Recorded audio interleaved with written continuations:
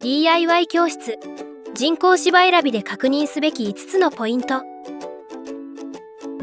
人工芝には景観用、養生用、競技用の3つがあります。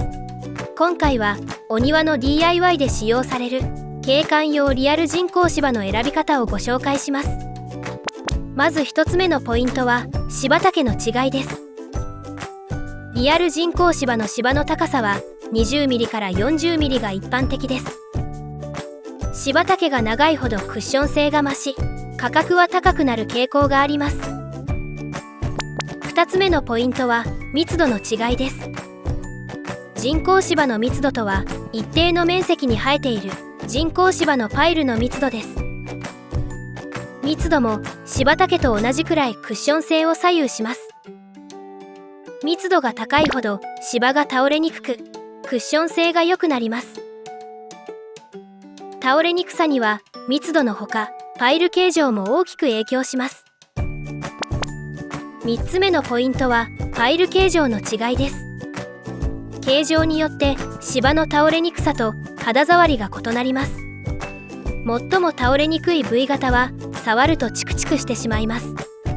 一方で倒れやすい極細平型は肌触りがとても柔らかくふわふわです。光の反射もパイル形状によって違いがあります。平型は面が広いので比較的光を反射しやすい一方、他の4種は光を反射する面が細いのでより自然に反射させることができます。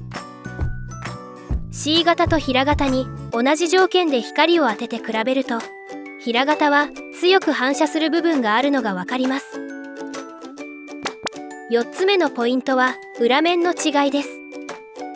人工芝は皮膚にパイルが縫い付けられていて、そこに裏面コーティングを施すことでパイルの抜けを防いだり、人工芝の耐久性を高めています。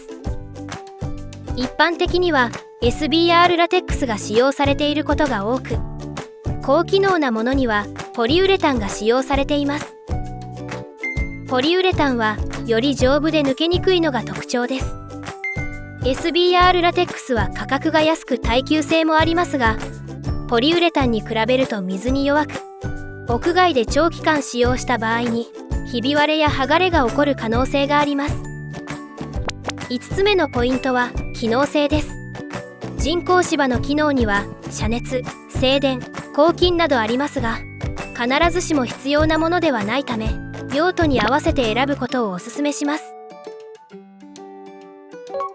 表面温度を上がりにくくする遮熱機能ですが、夏場の実験では遮熱機能付きでも約60度まで上がりました。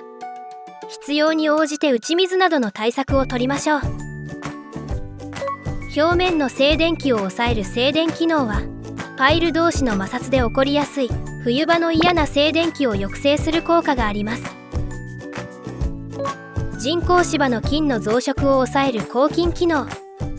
人工芝は元から菌が繁殖しにくい素材で作られていますが、日当たりの悪い場所やドッグランなど菌が増殖しやすい環境では抗菌機能付きがおすすめです。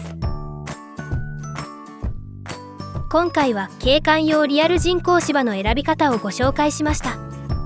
目的や用途に合わせてぴったりの人工芝を選びましょう。